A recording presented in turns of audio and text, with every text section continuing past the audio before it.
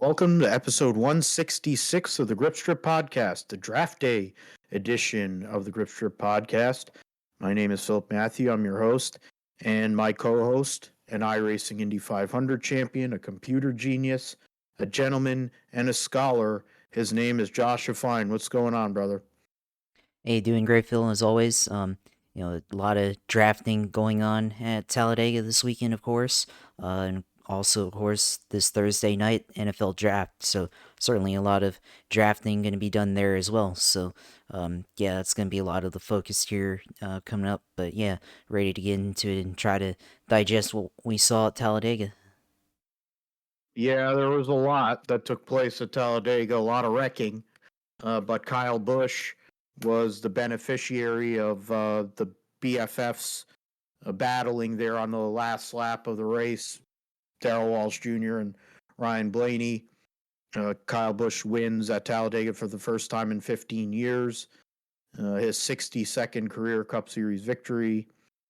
Uh, and I guess it's redemption in a small sense from Daytona when he probably believed he won the Daytona 500, and in regulation he did win the Daytona 500. But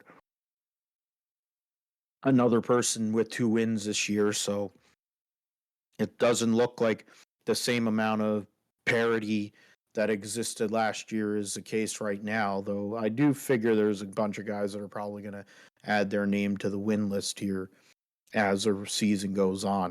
The Xfinity Series saw Jeb Burton and Jordan Anderson Racing win their first race. Jordan Anderson Racing winning their first race as a organization at a track where Jordan Anderson was hurt pretty bad last October in a truck. Jeb Burton gets his second career Xfinity series victory, locks himself into the playoffs. That'll probably make things a little tighter for some of these other drivers that are on the edge or right on the cut line. A lot of destroyed equipment in that race. A lot of really bad decisions and things to question about the mental acuity or whatever. We'll get into the points and for both series as they head off to Dover. We'll talk about the NFL draft and also the news of Aaron finally getting traded to the New York Jets. And it looks like Green Bay made out pretty good in that trade after all this time. But Aaron will be the New York Jets starting quarterback this year. So we'll get into that. Some of the things that Josh is seeing or looking at for this weekend because he definitely has a lot more draft capital with his Jacksonville Jaguars than the 49ers do.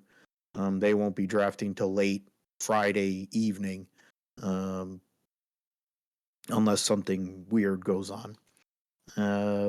We'll also talk about, I think the Aaron deal, and there must have been one other, I think there was one other piece that was going on, but I'll remember it as we go along. The Roundup is busy. Rally Croatia, WRC, Berlin, E-Prix doubleheader, World Superbikes were at Assen. And then we have a boatload of races this coming weekend. The 6 hours of Spa for World Endurance Championship, MotoGP and Moto2 at Jerez. Charlotte 4-wide Nationals for NHRA. Supercars will be at Wanneroo. Indy next at Baba. F2 and F3 at Baku. And actually F2 at Baku, not F3. I learned that earlier because doing Formula Talk with Sophia. So go and listen to that if you're so inclined. And we'll also I'll do previews and picks for the Azerbaijan Grand Prix. There will be a sprint. This will be a sprint weekend for them. NASCAR Cup and XFinity at Dover, and the IndyCar Grand Prix of Alabama. So basically the momentum rolling towards the Indianapolis 500 starts now with the Barber and leading into that these next few weeks after the open test at Indianapolis. Josh will let us know all things sim racing and iRacing in his sim segment, and we will close the deal. So as I mentioned previously, in the that would be nice. Oh, Roid Rage was actually named to the 75 list. Okay, no, that's Yep. not really shocking. Cousin Carl. Yeah, cousin Carl. That's probably going to be a story when we're talking about the All-Star race once they, considering who they put on it. Pitbull, Armando as a what do you call Justin Marks likes to call him, is going to name his new album Trackhouse as an ode to, of course, the team that he co-owns with Justin Marks, amongst other news things. The Geico 500, the at Talladega ran pretty clean, nothing of great significance early. There was two incidents in the first stage. The issue for Michael McDowell, which basically plagued him the whole entire day. He ended up being 7 laps down at the end of the race. Then Chase Briscoe spinning out, getting on pit road when they were trying to make their first set of pit stops. In stage 2, they ran completely clean. Then the nonsense started in stage 3. There was 4 different incidents, which included going through to overtime. In overtime, where they had 2 incidents, which also the second one ended the race. Kyle Busch gets his first win at Talladega since 2008 and had just enough fuel to make it back to the finish line and come back around for another lap. Ryan Blaney, who had one of the better cars in the racetrack, one of his best racetracks, led the most laps, but ends up finishing second again. Chris Buescher finishes third. Chase Briscoe finishes fourth after starting fourth in the Mahindra Tractor's Yule Goat Ford, and Brad Keselowski rounds out the top 5. So 4 Fords in the top 5. Then Eric Jones, William Byron, Christopher Bell, Daniel Suarez, and Todd Gilliland round out the top 10. I picked the wrong guy from Front Row Motorsports, obviously. J.J. Ailey from tailback to 11th. Chase Elliott from 29th to 12th. Bowman as well was up there late. Ty Dillon ran pretty solid, considering he's Ty Dillon. Oh, Richard finished 15th. And Tyler Reddick with a destroyed race car finished 16th, just ahead of his car owner, Denny Hamlin. In the end, there were 27 cars on the lead lap. And then a lot of guys that probably were hoping or looking for better days late in the race that kind of got away from them. The likes of Darrell Walsh Jr., who was trying to block Ryan Blaney, and in the process, trying to block his best friend, and in the process wrecked himself, and then had a bunch of other people join him. AJ Allmendinger was clean for most of the day, and then got involved in that last lap wreck, along with Pizza Face, Keebler Gibbs, who was running really well late in that race, ran out of fuel actually.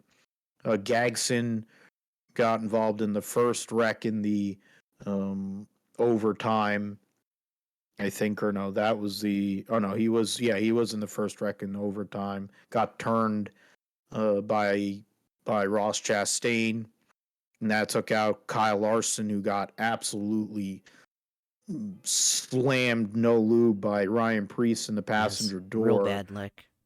Yeah, that was, and it basically mangled the whole entire roll cage on the right side of the car. So I'm pretty sure they're going to be looking at that car in the R&D center. Michael McDowell was also involved in that wreck. But in the end, Kyle Busch, he probably was in a position to win the Daytona 500, won it under the rules of he was leading at lap 200, but in this case, he benefited from the best friends racing each other hard, and he gets his 62nd career Cup Series victory and puts himself solidly into the playoff. It wasn't like he wasn't going to make the playoff, but now I think he doesn't really have to worry about much of anything. He moves up to fifth in points overall. He's 5 points behind Kyle Larson in terms of the playoff standings. So Christopher Bell continues to lead the points by 12 over Chastain, 20 over Kevin Harvick. So yeah, Josh, I mean, Kyle Busch getting a plate win, not something we're used to in general for him, for as prolific of a winner as he may be. He's never really been a fan of these type of races, especially while he was driving for Toyota. He had a serious injury at Daytona. But in this case, he had a really good race car and was able to sneak right through when it counted and get that second victory of 2023. Yeah, I mean, Kyle Busch, he was able to basically win by default there at the end after Bubba Wallace and Ryan Blaney fought for the lead. And Bubba, I think he made one too many blocks there. I think he really only afforded one or two at most blocks. And, he tried 3 times and, ended up in the wall there. So, sorry. Yeah, no, it's interesting, with Kyle Busch, going to Richard Childress, winning at Talladega. Remember when he went to Joe Gibbs? He also won at Talladega. So interesting that each time that he's changed teams, he won at Talladega here. Obviously ran well at the Daytona 500 and probably should have won that race as well. And of course, obviously, we talked our picks and everything, and I picked him to win, and that was my reasoning.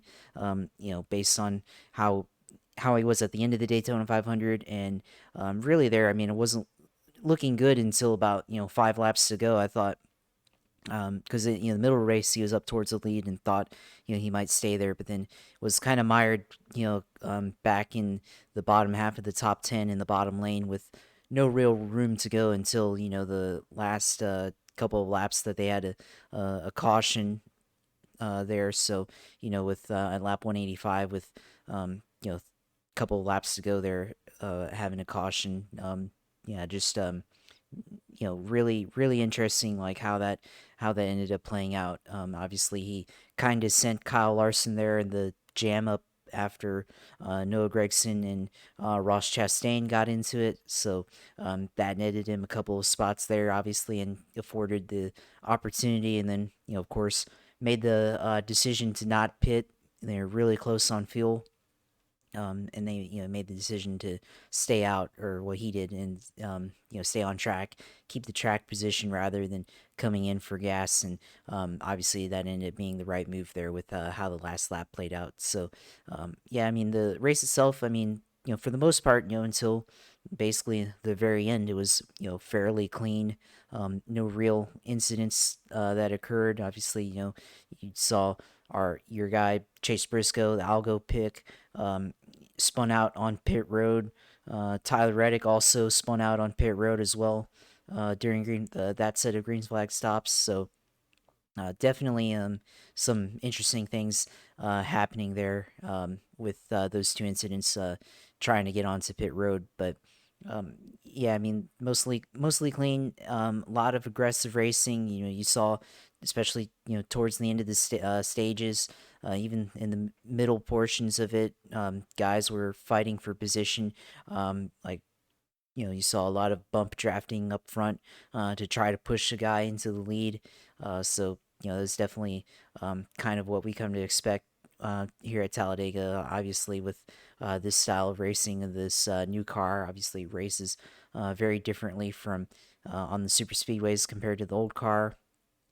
Bringing back to what I said earlier with Bubba Wallace blocking and everything, and at the end try to protect his position to win the race. And obviously with these cars, you get a huge run with going up up front, and you or only because of that you're only afforded really 1 or 2 blocks at most. And once you block a third time, you've slowed yourself enough where it's just really impossible to stop the guy from passing you there. So yeah, I mean, tough deal, for guys like Bubba Wallace trying to win. Ryan Blaney as well, who hasn't won since 2021. So, he's obviously going on a 55 race winless streak there. So, and he led the most laps as well. So it's a missed opportunity for both those drivers.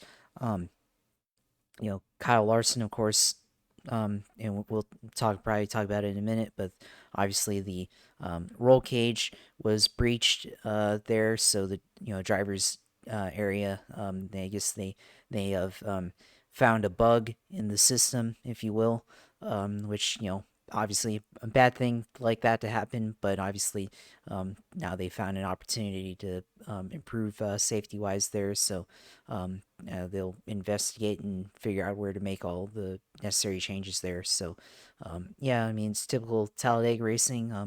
At least it wasn't a total wreck fest throughout the entire race. At least we got a good amount of it out of the way. The race, lap wise, out of the way until the end, and then they decided to start wrecking. So, yeah, I mean it is what it is. But at the end of the day, that's what Talladega is.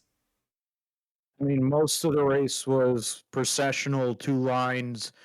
Uh, the inability to make a third line work was a story that was kind of pounded into the ground throughout the race, but there were moments and there were times where that third lane did work, and it kind of dictated some of the uh, passes for the lead. It's how Bubba got the lead late in the race through running and getting into the third lane, getting the right run, and swinging over. Uh, I mean, recently they've been picking up their pace. The 23 car, they had a struggle to start the year, but now they're running better, which is a good sign for them. The 45, of course, you have Tyler Reddick, he's sixth in points. And when you're coming off of a win the year before, um, and you've been fast in general, you should think you'd be thinking that he would be up there with him. But unfortunately, so far in 2023, it hasn't really worked out that way for the 23 car. But um, the run itself, the way that Bubba looked in the race, he looked like a contender again, which is nice to see. As long as, I mean, obviously there are plenty of people who don't like that, but for those people, they can go suck a dick. Um, so in terms of that, he's running better. I mean, three straight. I mean, and another person, three straight top five finishes for Chase Briscoe after what was a nightmarish start to the year as well. Um, I mean, that's interesting how that's all worked out for him. I mean, I'm trying to look through here. I mean, I can probably go on I'll go on J-Ski and see what the playoff standings are right now. Briscoe and Busher, who swapped spots after the race ended, are 15th and 16th in points right now. Right, 7 winners. Nothing changed with that because Kyle Busch added his name as a two-time winner so far this year. Chastain leads overall in the points by or no, Chastain is second in points to Christopher Bell, who's leading overall by 12. So that's the mix right now in the point standings. Um, I mean, for the race itself, it was pretty tame for the most part, outside of the incidents Josh mentioned in the first pit stop sequence, which was like whether a combination of too much rear brake, maybe coming in too hot, et cetera, et cetera. Smoke mentioned it. Boyer mentioned it on the telecast. Uh, but at least in both cases, especially for Chase Briscoe, he was able to. It took a while for him to get his lap back, but he finally did, and um, it was on the caution on lap 147. He finally got, or 143, where he finally got his lap back. That was a one which involved that was a.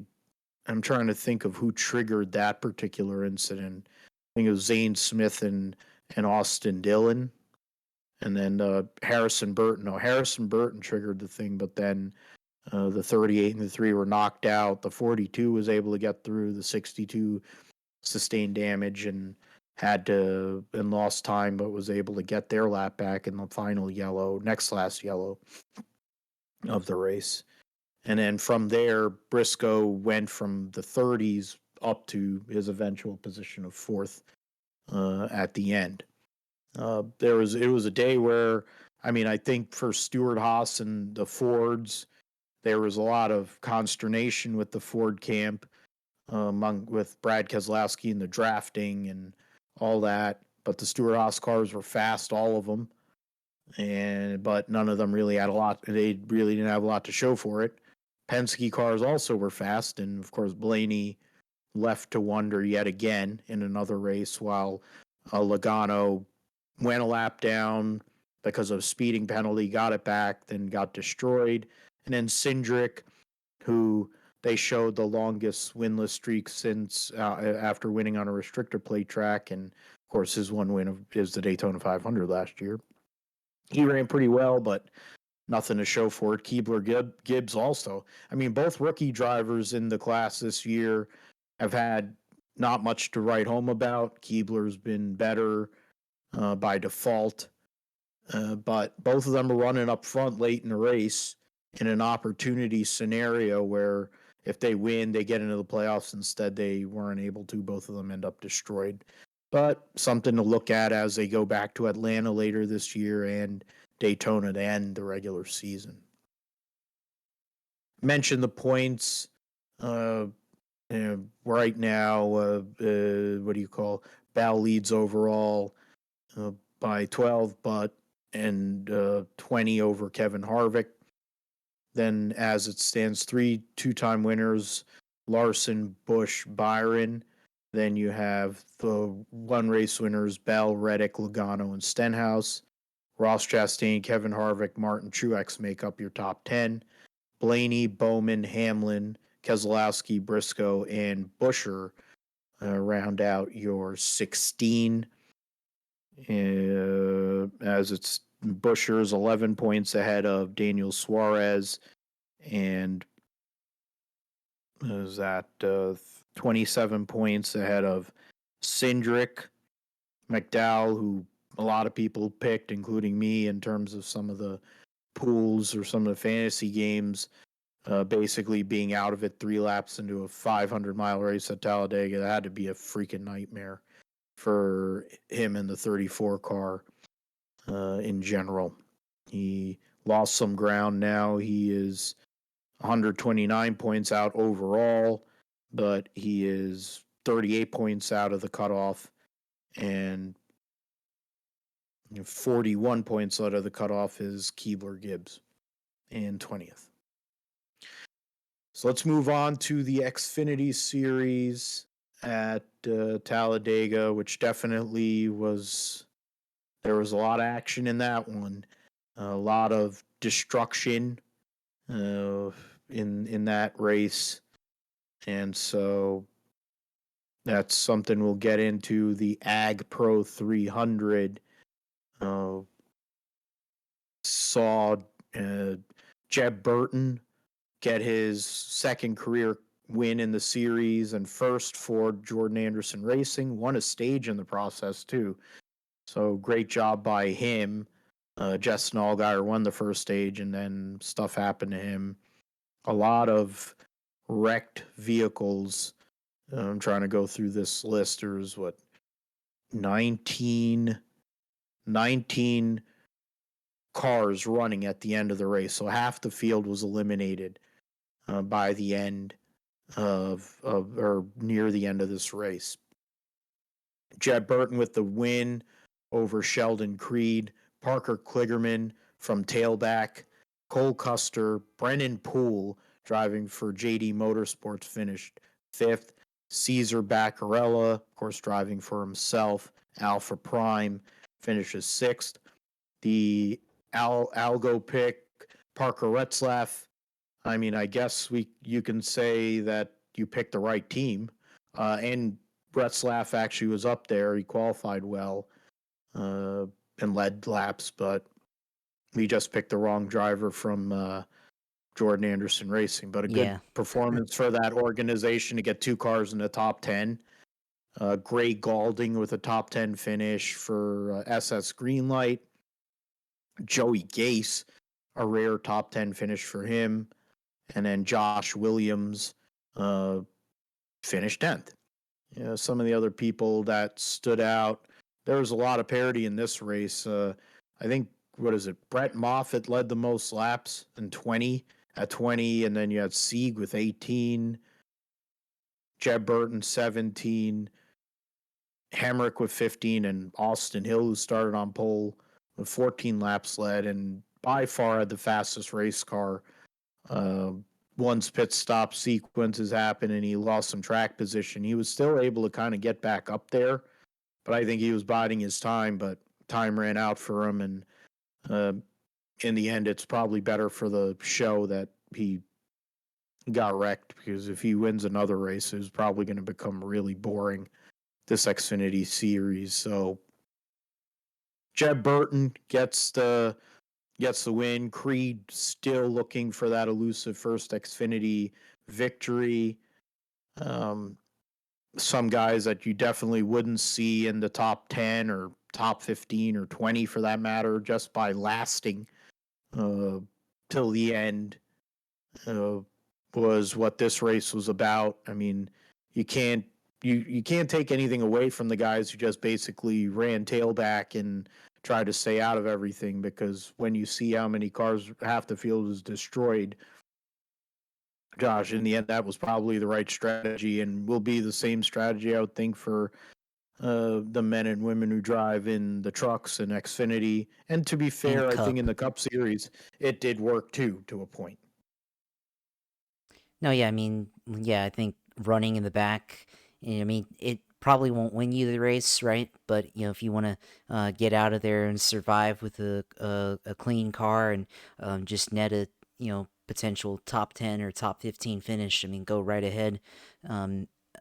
That's how it's a respectable strategy for those who don't want to engage in the racing at Talladega. So can't really fault them for doing that. Especially it works out for maybe some of the underfunded teams who can't afford to junk a car, right?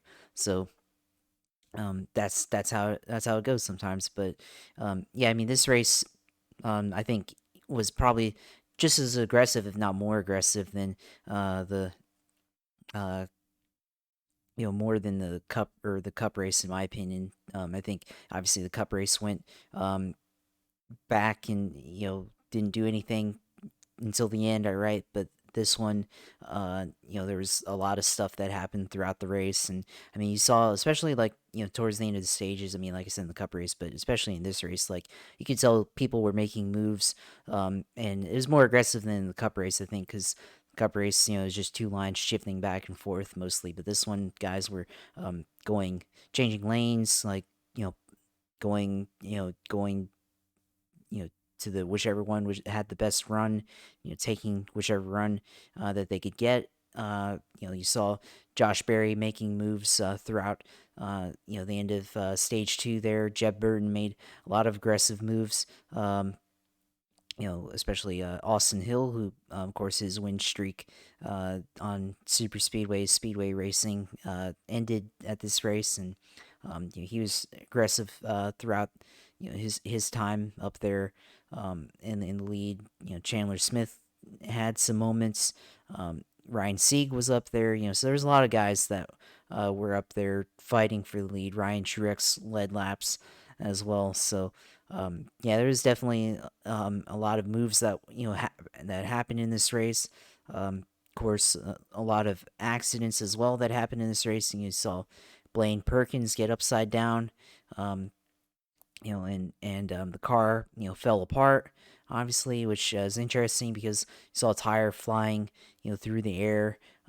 Kaz Grala ran into it as well. So that's something that we haven't really seen, a tire just straight up fly away in the middle of a flip. It's supposed to be tethered on, I believe. Go back to 2003, Ryan Newman's accident in the Aaron's 499 there at the beginning of that one. tire flying off the car or off of his car. So,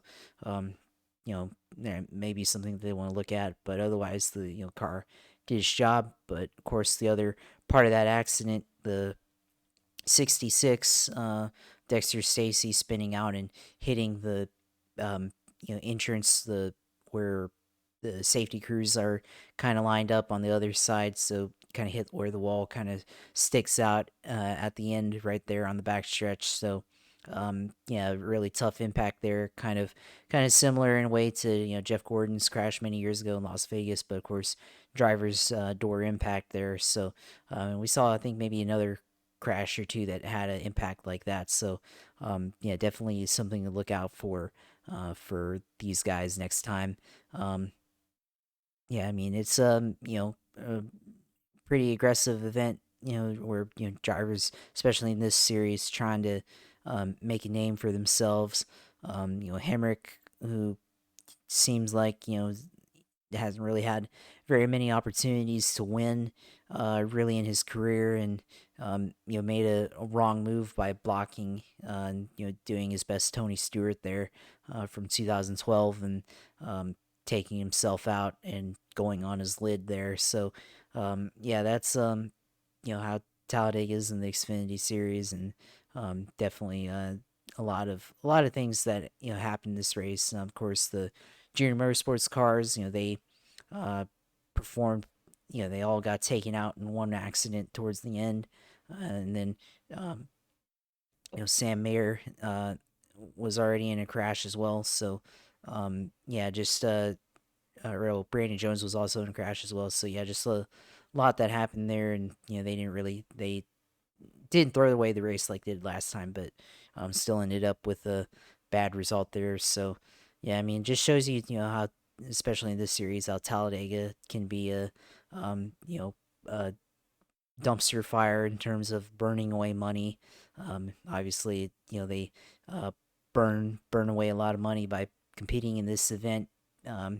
Yard sailing the field, like you said earlier, and just a lot of crashes that cost these teams and these owners a lot of money and everything. So of course, Parker Retzlaff algorithm pick, he had a lot of damage as well, and managed to come back and finish in seventh, taking advantage of some of the wrecks that happened there towards the end to kind of pick up some positions via kind of the attrition of the race.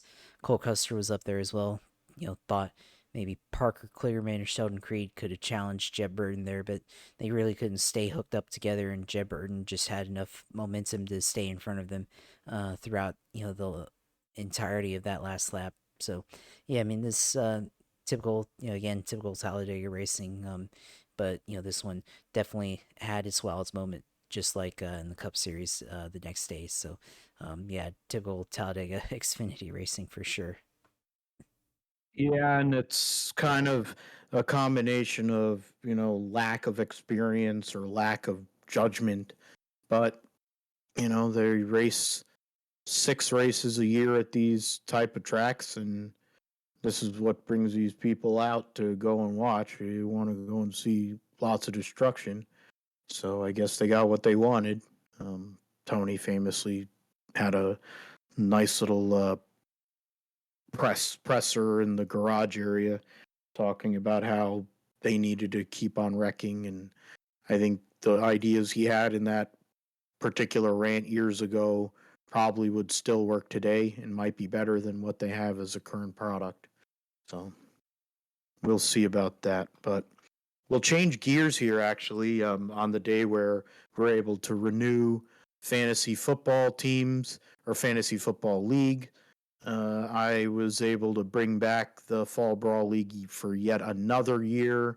So we're looking forward to that. Josh, of course, will be back trying to get a championship, has been in the mix every single year you've been in the league. And for me, the elusive, the long wait to get number 6 has been, it's getting to be pretty bad for me. I have been waiting a long time, and I want to go and get another championship in my league. So hopefully one of these days that'll happen. But with guys like Josh who are really tough competitors, it makes it even harder to win. So got to give the guys credit. Of course, Wilson, the defending champion, now I think a 3-time winner of the league. So we have that going on, and then all time, yeah. So I mean, what is it? Yeah. So 1, 2, yeah, 1, 2, 3. I think yeah, he's won. Yeah, that was Wilson too. I think. Oh no, that's Joe. Okay, Joe won in 2016, and what is it? Yeah. So yeah, Wilson's a 3-time winner of the league. Joe's a 2-time winner. Vic's a 2-time winner. Um, and I've won 5. I've been on the drive for 6 for a long time. I've finished since I won my last championship. I've finished second 3 times, which is really depressing. But considering the last 3 years before that I finished 5th, I guess I should take finishing second. We'll see what happens with the league and who else will be in it. For sure, as we go along, we'll update you here on the GSP. But Josh, you got things to look at for the NFL draft this coming week. On Thursday, you do have a first round draft pick, so that'll be something to look at and what they're going to be, what the Jags are thinking and what the Jags are going to do. What are you looking at, or what are you feeling as it stands with Jacksonville, since they're going to be? I'm just scrolling through Yeah, here. we're I'm looking at 24th. yes, yeah, number 24 overall. I mean, you have it's kind of open. You kind of have an opportunity to take best available players since you have a lot of young uh, talent at on both sides of the ball. I think your best draft pick is really getting Calvin Ridley back because he's a number 1 wide receiver in this league, one of the best wide receivers prior to his suspension. Now he's had a year off, and he's going to be rested, and he gets to play with one of the best young quarterbacks in the game.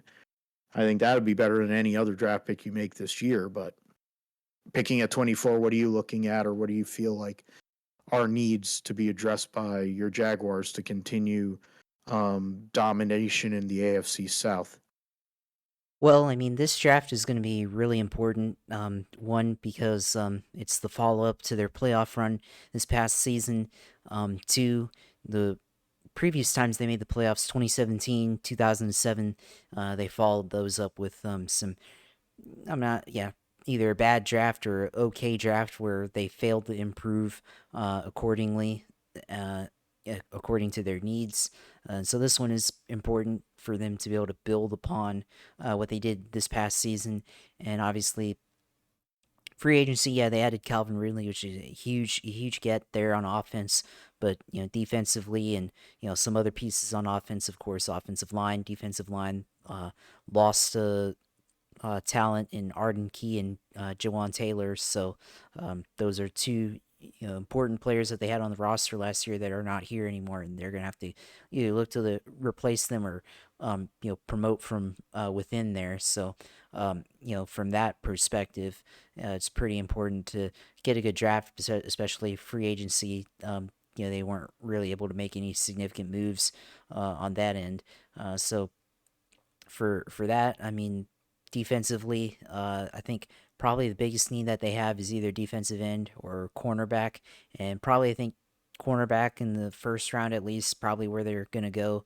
If you look at the talent at 24, I think defensive back probably makes the most sense. There's talk of Brian Branch, defensive back from Alabama, Keely Ringo, one of the cornerbacks from Georgia, which might pair well with a teammate from college at Georgia, Tyson Campbell, is now on the Jaguars. So that's going to be something to look at. Of course, they got rid of what's his name from who used to be on the Seahawks, and his twin brother has the hand thing. Uh, Uh, Fair, Griffin. Yeah, Shaq Griffin. Sorry. Shaquille Shaq Yeah. Griffin, yeah. Yeah, so Shaq Griffin, and of course I forgot about him completely because he was forgettable this past season on the Jaguars. Obviously, only playing like 1 or 2 games at the beginning of the season, and then being out for the rest of the year. Now I remember from a back injury, of course, but uh, yeah, obviously he's been released. They have Darius Williams on the roster, who's in his 30s, so he's kind of getting old there and fits well on the outside. But they need somebody on the inside who can do well or perform on the outside just as well. So they need cornerback, and that was obviously a look at some of their breakdowns that they had. In the games that they had, the 6 game, 5 game winning streak that they had. Cornerback was very leaky in some of those games. So on the outside, because it was easy to target, because obviously one side was locked down, the other side was pretty open for the quarterback. So yeah, I think corner is the way to go first round, and then potentially defensive line or offensive line in the third round and second round. Of course, tight end is also could be a need there. Evan Ingram, of course, on the franchise tag, but he's yet to sign it. So there's obviously could go there as well, which they at least need depth because behind Evan Ingram there isn't much. But of course, if he's not signing his tender and they end up not coming to a deal, then that's going to leave a major hole on the roster as far as tight end goes. And so hopefully, they're able to sign him to a longer term deal rather than just playing on the franchise tag there. So we'll see how this goes. Of course, it's going to be a important draft for Trent Baalke as well. Of course, you know him from your fandom in San Francisco and hasn't been the best of drafters. Of course, got pretty fortunate the past 2 drafts for Jacksonville's draft, but of course this draft up here upcoming very important to get right and add the necessary pieces to potentially go on a deeper playoff run or a potential Super Bowl run for Jacksonville. So we'll see if that's in the cards this year. So that'll be looking out for me for what I'm looking for on the Jags side.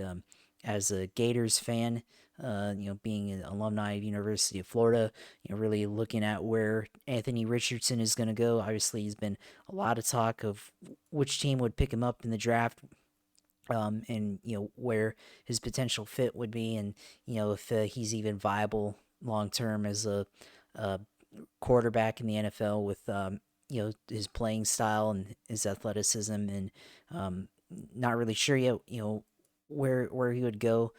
Probably to a team that can afford to draft him and allow him to kind of grow into his position. As a dual threat quarterback who has a lot of potential, but also has been wildly inconsistent. Going from really bad stat lines, completing only a handful of passes and a bunch of incompletions to in other games where he looks like a legitimate NFL talent on the field. So that's going to be where I'm looking at, as far as my team and my school. So definitely be looking out for that on the draft course Thursday night.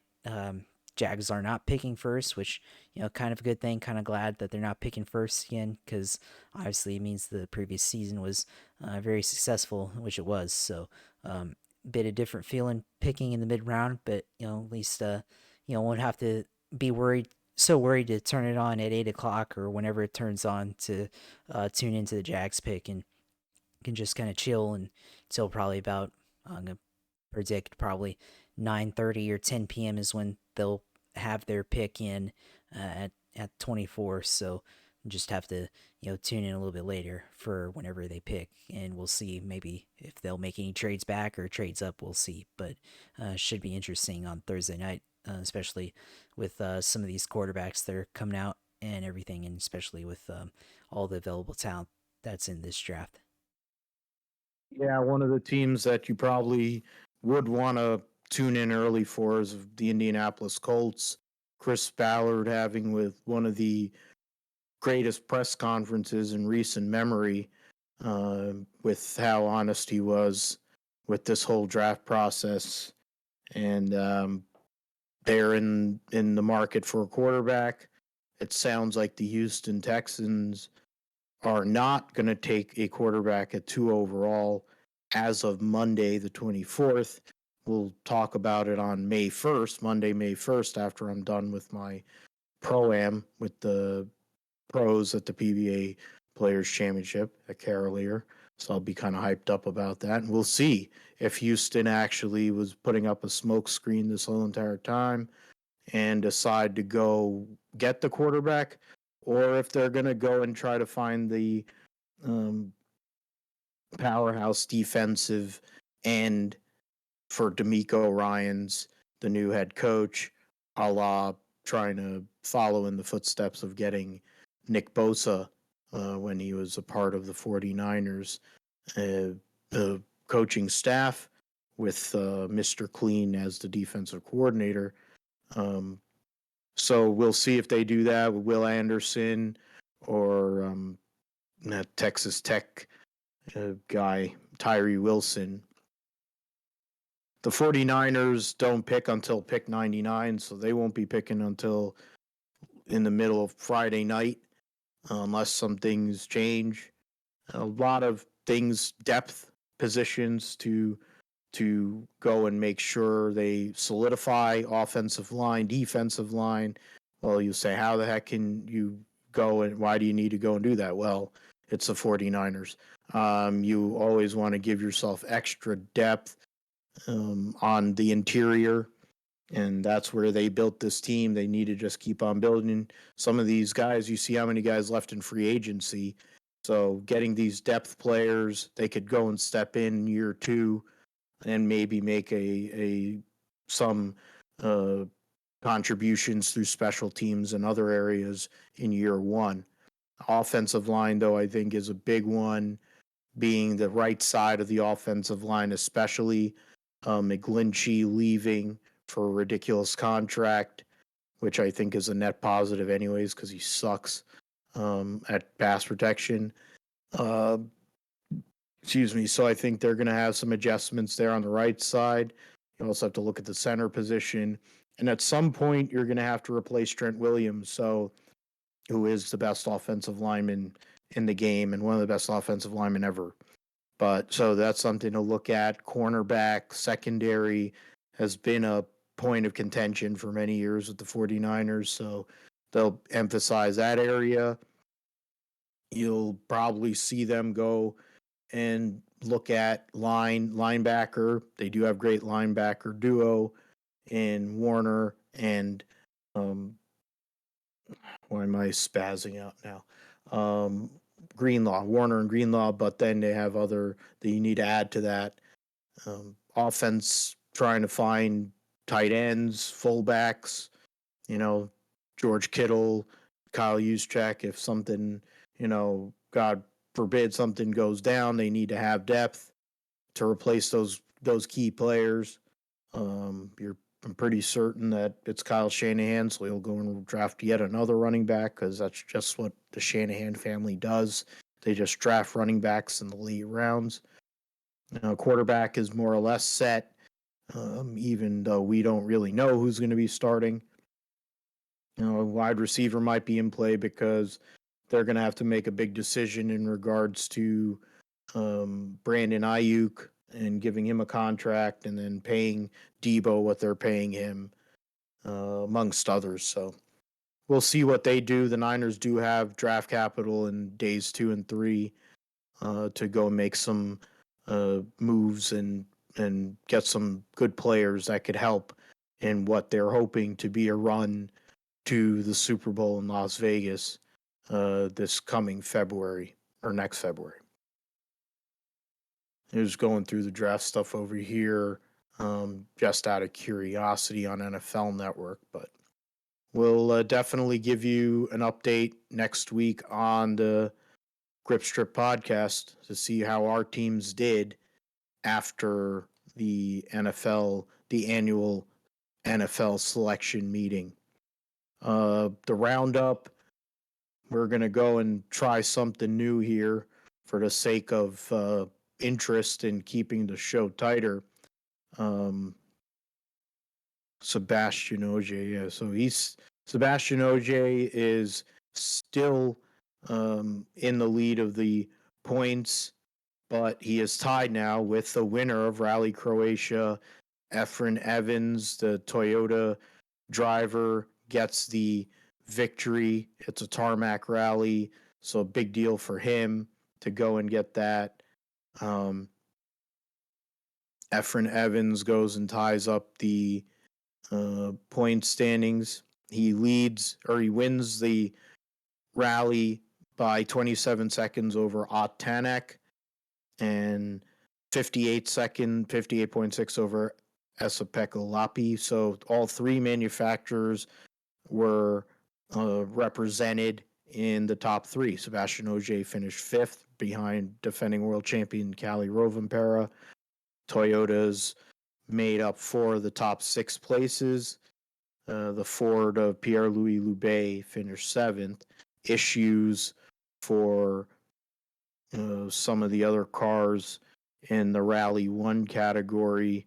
To go and scroll down, some of them that did not finish. So their next race will be Rally Portugal in the second week of May.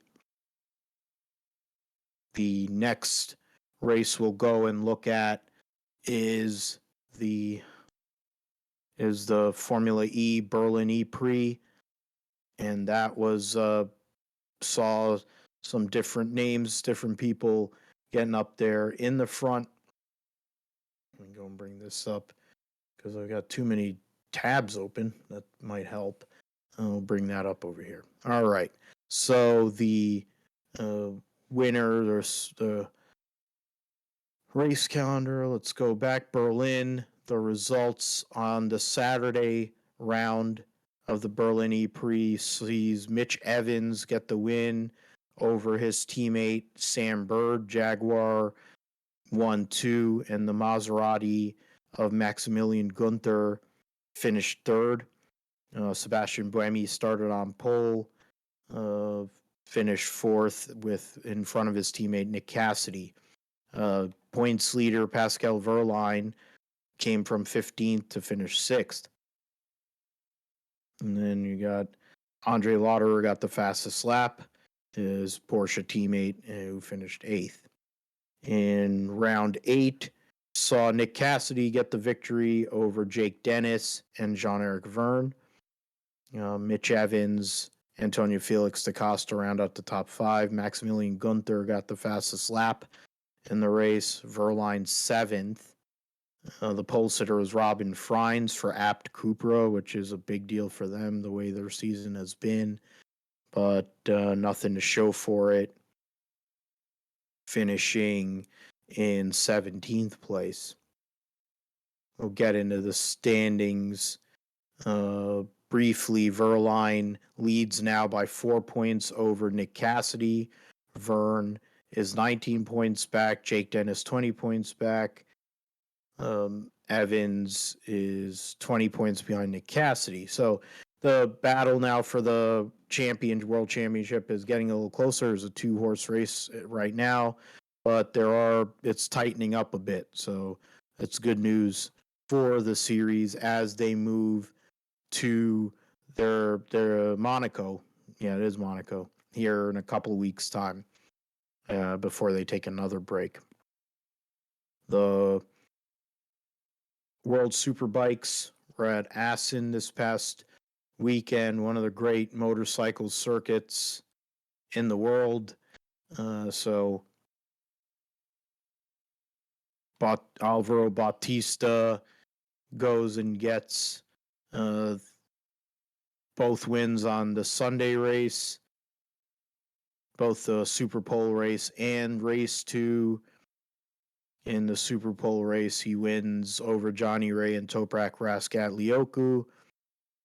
Garrett Gerloff was buried in 17th in the qualifying race, Super Pole race, and then in the race 2 itself, Garrett Gerloff finished 12th on his BMW.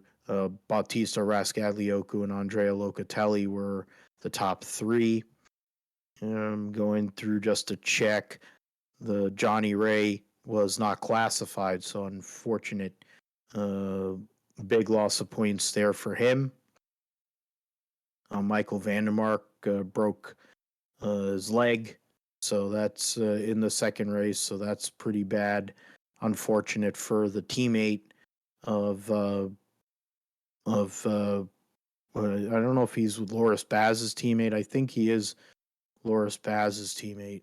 Or no, he's the teammate of Scott Redding, and Loris Baz is the teammate of Garrett Gerloff.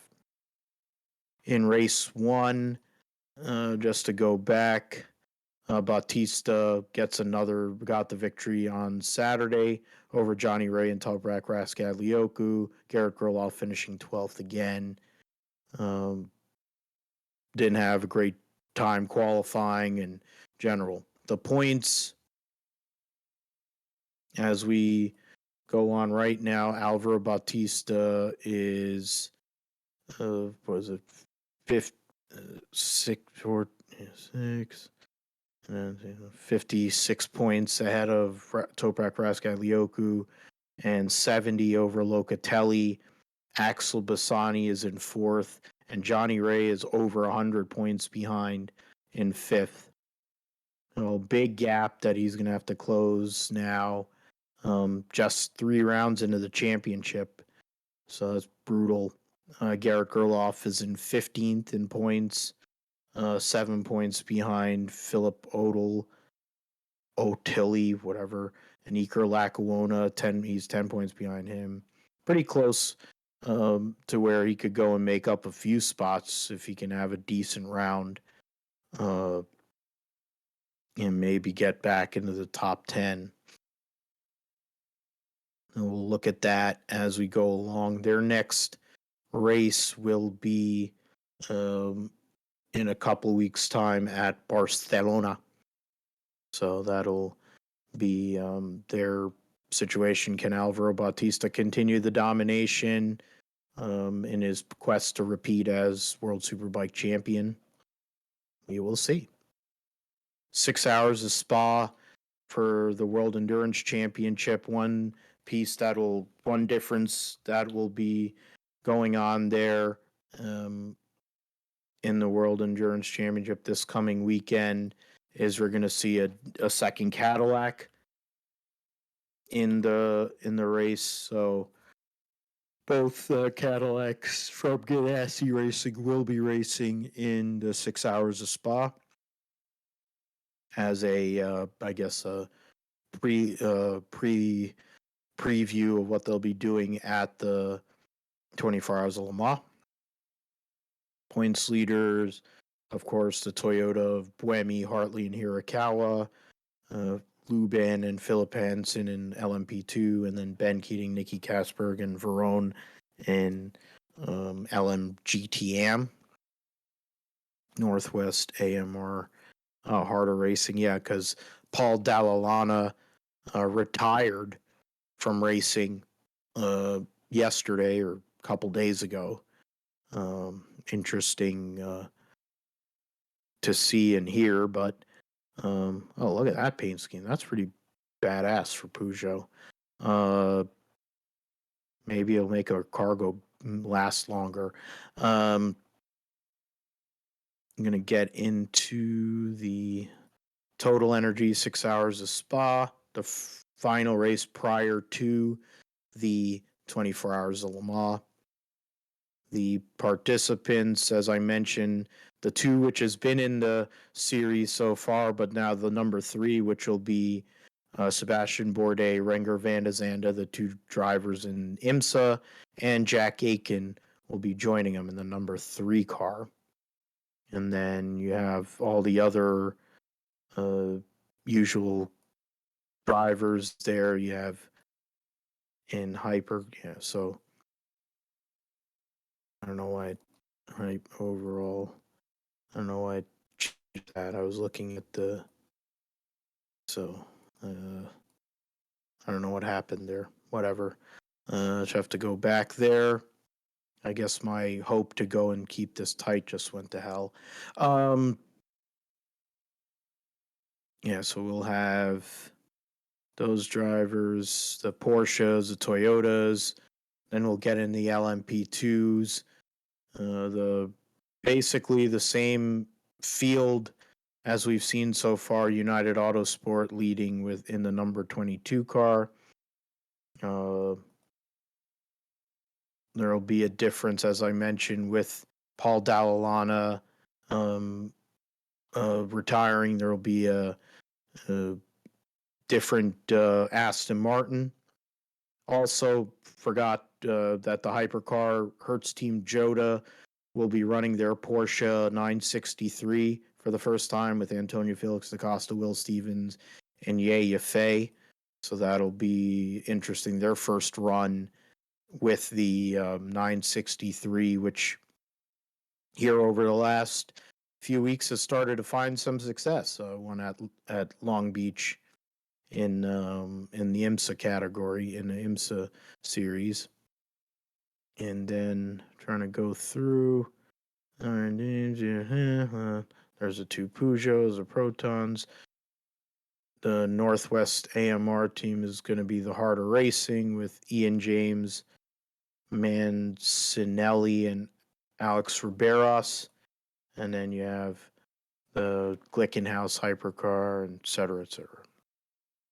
We'll go over that and see who makes it through.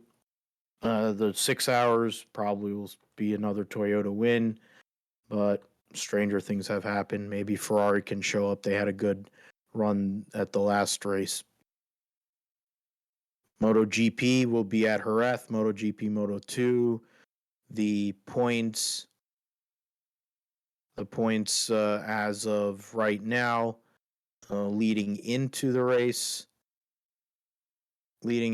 next race, Riders Championship after the race. There you go.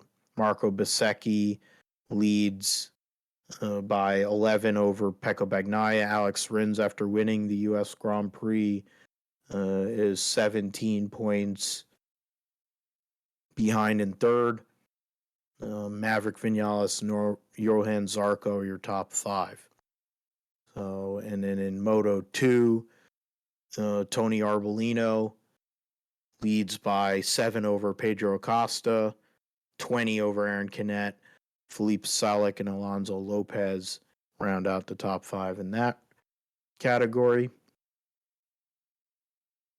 We'll get into NHRA 4-wide nationals, just kind of hit the points.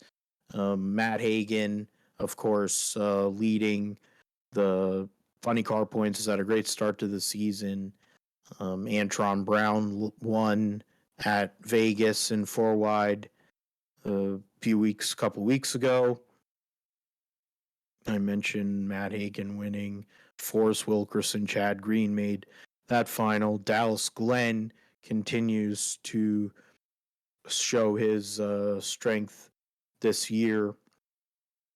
Point standings in Top Fuel. Steve Torrence actually leading the points by 13 over Justin Ashley, 36 over Brittany Forrest, 49 in a tie with Antron Brown and Mike Salinas. That's the Top Fuel standings. In Funny Car, Matt Hagan leads by 105 points over defending champion Ron Capps, Alexis DeJoria, Chad Green, and Robert Height. The top round out the top 5. In Pro Stock, Dallas Glenn leads by 51 points over Troy Coughlin Jr. Matt Harford is in 3rd, Camry Caruso 4th, and Aaron Stanfield rounding out the top 5. Currently, Eric Enders, the defending champion, is 12th. Multi-time champion, 12th. So interesting to see that. With this 4-wide national event at Charlotte, you'll see the Pro Stock motorcycles back. Pro Mods will also be there. And factory stock and top alcohol dragster. So Tony Stewart will be looking to repeat in 4-wide by winning both of them here in the span of a couple of weeks. We'll see if he can do that in top alcohol dragster. Full amount of classes going on there at Charlotte ZMAX Dragway prior to taking a few weeks off prior to the Route 66 NHRA Nationals. just in the middle of May. The Supercars will be at Wanneroo. Talking about Supercars, Shane Van Gisbergen is looking at NASCAR, of course, because why wouldn't he? With all the road courses that they have in the Cup Series, it probably makes a lot of sense. Trying to go and see what some of the... Is that for real? Oh, Toyota forklifts on a Chevy. Okay, that's something. And Mark Winterbottom will run number 600 this weekend at Perth, the Perth Super Sprint, and number 600 on his Chevy Camaro, SVG Wanneroo. Yeah, and then we'll see what's going on with that. The championship points leading into this weekend's event. Brody Kostecki leading by 32 points over Chaz Mostert, Van Gisbergen in third, 86 points back. Andre Heimgartner and Will Brown round out the top five. Both Coca-Cola Racing Chevys are in the top five. Cam Waters, Feeney, Reynolds, LeBrock, Fullwood, DJR, Dick Johnson Racing, Shell V Power Racing trying to recover after a slow start to their season. Indy next will be at Barber. Trying to see if there really is anything information in regards to that. The points, the results coming off of the race at St. Pete, that was Daniel Frost was the winner over Nolan Siegel and Jacob Abel. And so that was the only race so far this year. So there you go. The standings are as such. So Rasmussen, Hunter, McElray, 5th. Ernie Francis. Got some of these other people. Rasmus Linden finished 9th. Kiffin Simpson, 10th. Jamie Chadwick in 13th, coming from W Series. 19 cars. Jagger Jones got involved in a crash with Enam Ahmed. So that's something to see. Can Jagger Jones recover this coming weekend at Barber? Trying to go and see the schedule and go over here, see if they have anything. They haven't put up the spotter detail yet. So previous winners at Barber, Linus Lundqvist, the defending champion of the series, won twice in the last 3 races they run there. David Malukas, IndyCar driver. Prior to that, they hadn't run there since 2018, and a certain guy named Pato Award swept in 2018 and 2017. Some kid named Colton Herta, might have heard of him, won. So amongst recent winners at the Barber Motorsports Park. And then Formula 2 will be at Baku, of course. They no Formula 3. Formula 2 will be at Baku with and then they'll be running a sprint race along with Formula 1, so both series will be running sprints. 4th round of the calendar for them of their season. Owomu Iwasa leading the points by 8 over Teo Pocher. Frederick Vesti, Ralph Beauchamp, and Artur Leclerc round out the top 5. Jehan Daruvala, Hauger, Maloney, Kushmini, and Richard Vashore. There's only a separation of 8 points between 4th through 10th and 9 to 11th. So a lot of possibilities of points or position swapping here with being in the tight confines of Baku this coming weekend. Speaking of that, let's get into the Azerbaijan Grand Prix. There will be as I mentioned, a sprint. There will be Other There'll be other there you'll see some upgrades.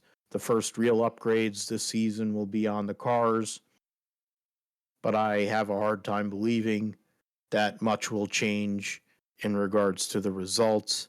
It's a racetrack that Fish Lips has done pretty well at over the years, so I don't really think that that's going to change. Uh, Trying to see Azerbaijan Grand Prix. Let me go over here and do that.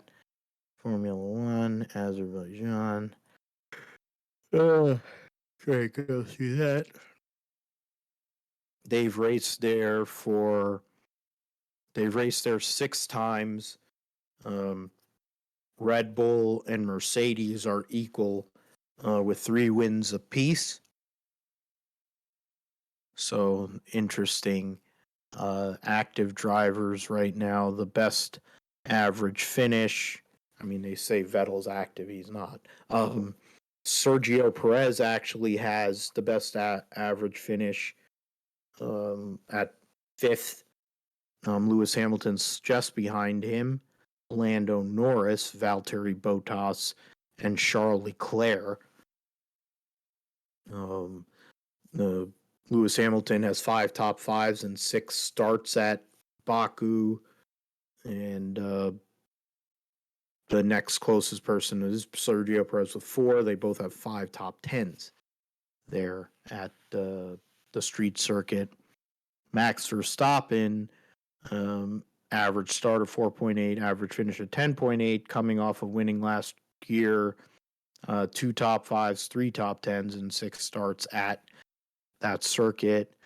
But I figure he's going to win again, and I think I'm just going to keep on picking him, even though Mercedes is going to come with the upgrades, and you'd figure Aston Martin probably did some massaging into their car, trying to get it in, and keep it in play. Ferrari trying to figure out what they have done wrong and maybe correct that.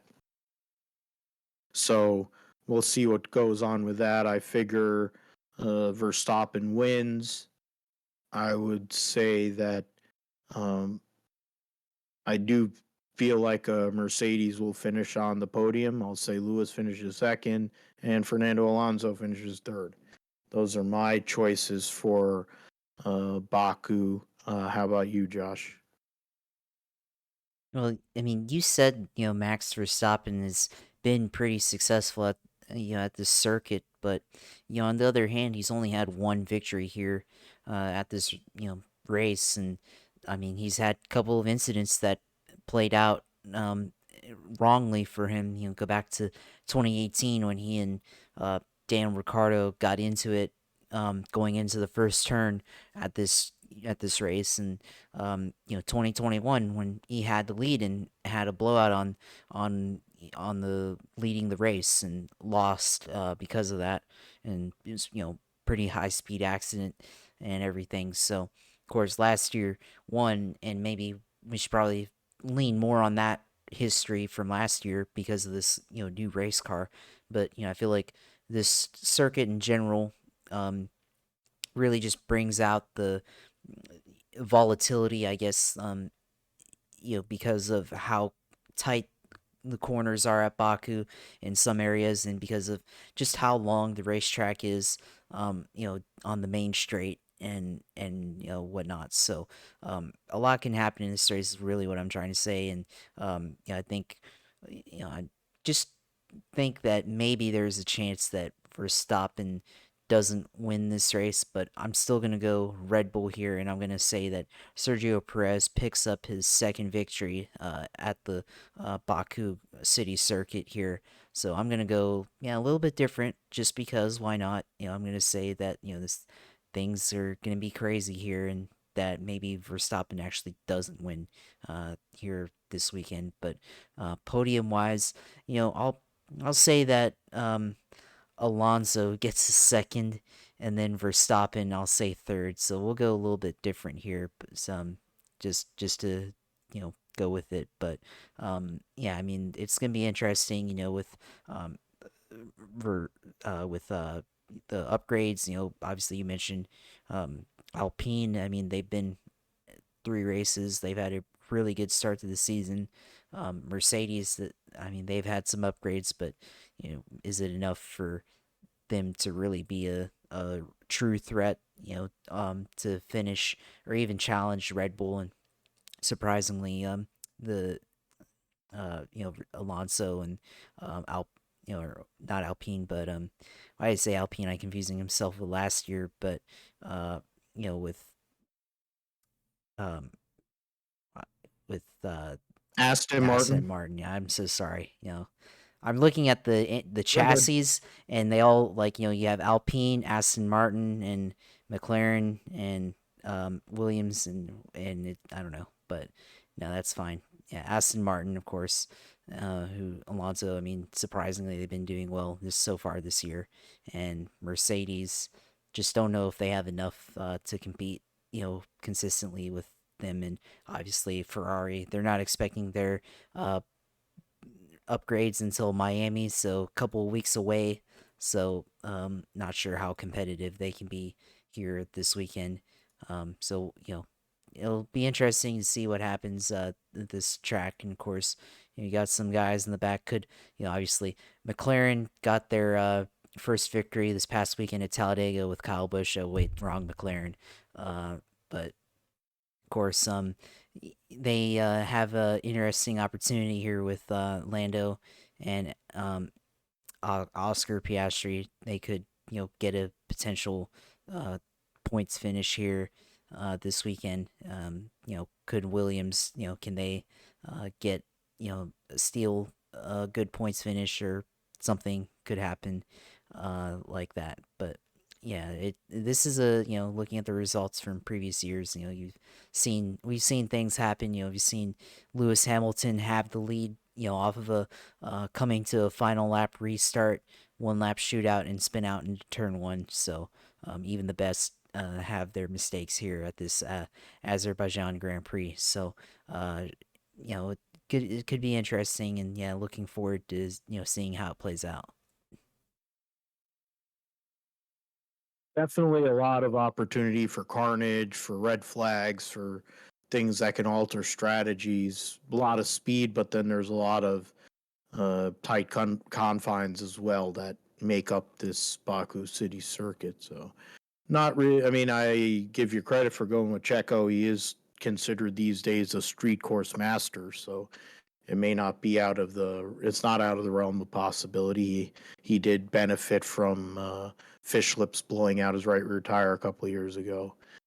Um, so it probably isn't as crazy as some, making some other picks we probably could have done. So um, I will see what happens. We do say that Red Bull will be in play to win, and in your case, having both of them on the podium. So we'll see if you're right, or if going chalk like I am doing here with fish lips actually comes through. You'll get first dibs. I'll let you have first dibs on both Cup and XFinity here. We'll start with XFinity, the A Game 200 at Dover this coming Saturday. Just change here, going to the 40 cars for 38 spots. So 2 cars will go home. Things that are different. Weatherman will be driving in the O2 because Perkins is probably still beat up. Stephen Parsons will be in the 07. Trying to, what do you call it? Derek Kraus stays in the 10. Some sponsored adjustments. TMC will be on the 18 for Sammy Smith. What is it? Ollie's Bargain Outlet, it looks like, will be on the 07. Degree for Justin Allgaier. Jarrett Logistics for Josh Berry. Ryan Truex, who has come close to winning at Dover, in a Gibbs car has another opportunity. John Hunter, Acme, and Safeway. Corey Heim will be in the 24 for Sam Hunt. Kaz Grall will be running the Island Coastal Lager Toyota. Same sponsors for both Burton and Retzlaff. Trying to see if they can make it 2 in a row somehow, some way. Brian C. running the A Game sponsorship. That's one of their sponsors. Rajah Caruth making another start in the number 45 for Alpha Prime. And let's see, Timmy Hill trying to make the race in the 66. Dawson Cram, former guest on the show, back in the 74 for Mike Harmon. Alfredo, got Chad Chastain driving the Drive Sober, Arrive Alive Delaware number 91. And trying to see who else. And actually Carson Hocevar. Wow. Carson Hocevar with Bono Mannion as a crew chief, Aspire Motorsports, number 77.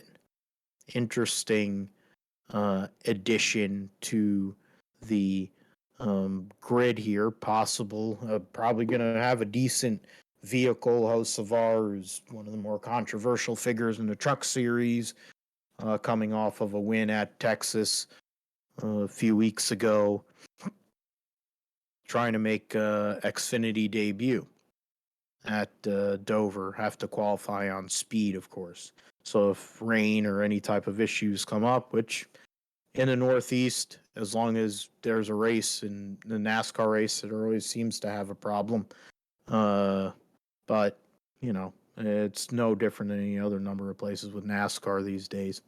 So, Josh, keep it. I'll open it up to you for your picks for the Dover Xfinity race. Well, I'm looking at the history of this track and everything, and I'm gonna go with Justin Allgaier winning this weekend. Junior Motorsports, they haven't won yet this year. They probably should have at some point, but they just haven't had the fortune of winning. And Justin Allgaier, he's won here at this track before, and he's had a lot of experience in this series. So I'm gonna go with him winning this weekend. Of course, it's, hard to go against one of the veterans in this series. Who's been up there. Of course, it's been a interesting start to the season. John Hunter, Nemechek will probably be up there. Sammy Smith also, and Chandler Smith also will be up there, I think. So, but I'm gonna go with Allgaier. Lead the charge for Junior Motorsports. Of course, wearing the Mom and Pop's Dale Jr. shirt as well. So why not influence their for wild card? Go with I'm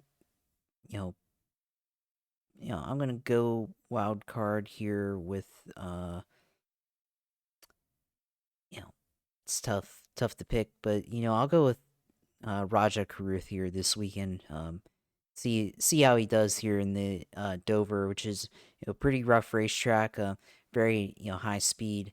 I'm gonna go with him wild card. Like what he's done so far this year in trucks, he's performed fairly solid so far to start the year. So I'll go with Rajah Caruth, who of course is a sim guy, so I'm sure he's probably getting a lot of practice this week leading up into it in the Xfinity car on iRacing. And he also has experience there in the ARCA series, ARCA East, the whole bit. So he does have laps there. Been making progress in recent weeks, as you said, in the truck as well. So the Alpha Prime team usually does as much as they can, at least with the 45, to put it up front or put it in a position to contend. So those are good picks. I'm going to pick Josh Berry. Not trying to be a homer as a fan pick. He's run 2 races at Dover and he's won 1. And considering who else is in the field, I mean, there's only one other driver that's in the field. That's Cole Custer, who has won at Dover in an Xfinity car. So, Allgaier, yeah. So, I mean, I think Josh Berry gets the win. So both of us are hedging that Junior Motorsports will finally get a win this year. I think that'll be the first of many, though, for them. In terms of a wild card selection, I mean, this could be a stretch considering the, I guess, what you want to go and call. They don't have the points up. Look at that. That is lovely. They don't have it there either. That's even better. Go back there. Yeah, no. Good job, J-Ski, not having that. So now I'm going to go to Xfinity, go to here, detailed driver standings, and we will go through. I'm trying to see if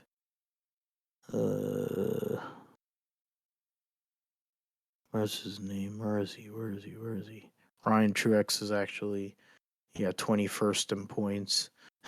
he's only run 4 races and he's 21st in points. He's ahead of 1, 2, 3, 4, 5 drivers who've run every race, and Josh Williams, Gray Galding, and Blaine Perkins, who had run 8 of the 9 races. Of course, now Blaine Perkins is going to miss this race. So that's pretty interesting there. Trying to get through that. 20, 23, 24, 25. So Jeb Burton doesn't count as a wild card because he won last week. But to be fair, he is a wild card at most other racetracks. I'm going to go for it anyways because he is a part-timer. Ryan Truex is my wild card pick. It's a family, one of the Truex family's 86 home tracks. It legitimately is. It's his actual home track. It is their actual home track. That's the closest one to Mayetta, New Jersey. He's won there in an East car years ago on his way to East Championships. Should have won in 2012. Exactly. He should have won. That's at least one. That's the one I can harken back to, but I feel like there might have been another one, but definitely 2012. He was driving for Gibbs and he should have won that race. Kind of like when Bubba was in the 6 car and he got moved over by Chris Buescher a few years after that. Truex in a Gibbs car at Dover. The Truex family has done really well there in general. I think it's an opportunity for them to go. It's an opportunity for him in limited starts to go get that elusive first victory in the Xfinity Series. We'll move on to Cup, Josh. The Worth 400 at Dover Speedway, in whatever Dover Motor Speedway as they call it now because it's an SMI track. And they'll be running on Sunday afternoon. 36 cars for, of course, 40 spots, so no issues with failing to qualify, any of that. Trying to see here any major adjustments. Brennan Poole, I'm not sure if he's ever made a Cup start, but it looks like if he hasn't, then he'll be making his Cup Series debut in the number 15 for Rick Ware, while J.J. Ailey runs the 51 car due to the probably indefinite suspension of Cody Ware. Cody Ware. Some of the sponsors and cars we will see, as I mentioned earlier, Daniel Suarez will be running a car with Pitbull's new album, the Trackhouse album, on there in conjunction with Freeway Insurance. So that'll be a cool car to see there. I refuse to mention what's on Keebler Gibbs's car. Icy Hot Pro will be on the 47 for O Richard, and if you hit the wall there, that's probably a good thing to use.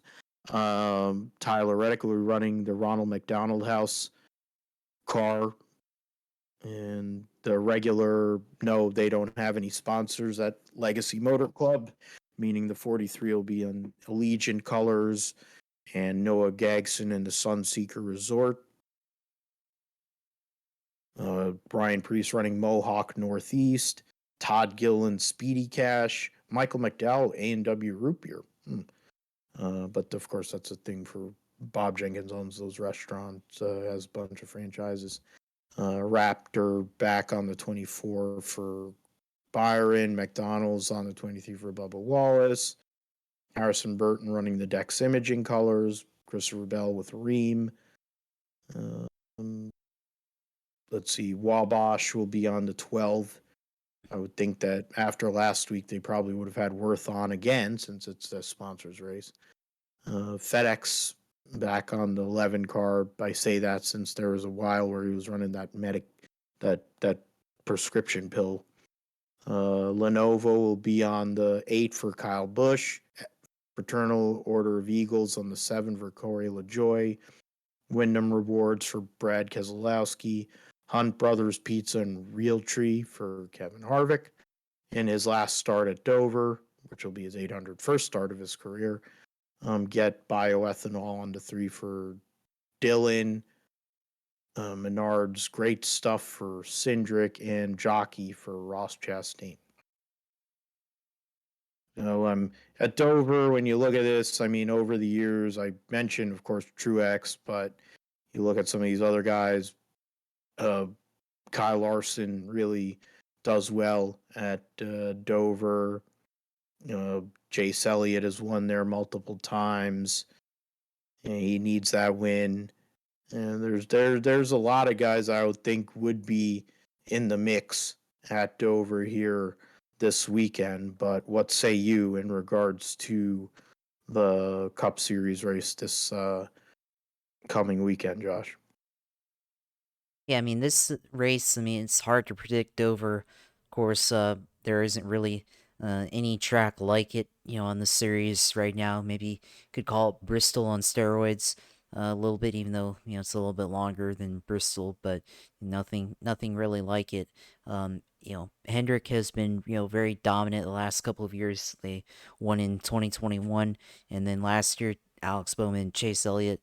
But, you know, Bowman hasn't really been running up front so far this year, but he's just been, able to kind of knock off top tens. And Elliott, obviously, I mean, he's only been back 2 races, and I mean, he all did win last year, but I just don't see him winning this race. So I'm gonna go with William Byron winning here. I think he can win this race. Obviously, he's been probably the better of the Hendrick cars. Kyle Larson's also been up there, but I think I go with William Byron here. He's just this is a race where he can easily run up front and drive away from the field. And that's kind of how it's been in his 2 wins that he's had so far to start the year. So, yeah, I'll go with William Byron as the winner. Wild card here in this event. We'll go with Noah Gragson. How about that? We'll go wild card.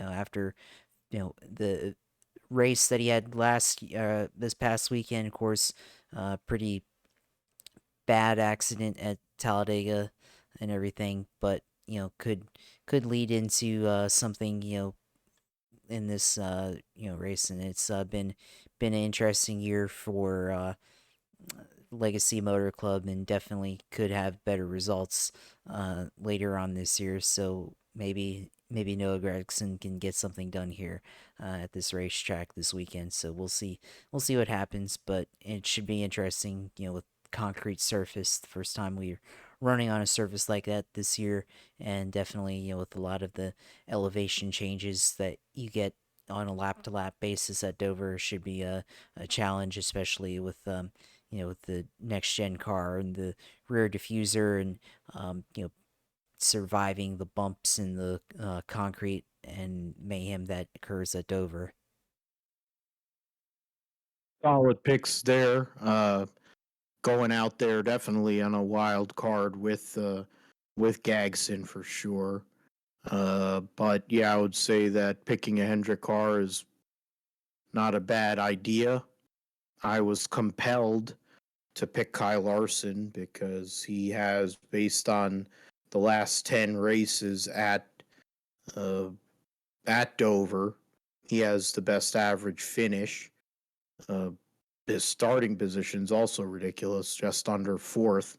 3.9 average start, 5.1 average finish in the last 8 races, 7 top 10s in those last 8 races. But I'm going to take a guy who's had 9 top 10s in the last 10 races at Dover. His name is Kevin Harvick. He gets his first win of his retirement tour here in his final, what will be the first racetrack that he's going to for the final time officially. Coda was the first one, I guess, or California, Coda, but because California doesn't exist anymore, won't exist anymore here soon enough. And Coda, he'll be going there, of course, as a broadcaster, but not as a driver. Kevin Harvick gets the victory at Dover.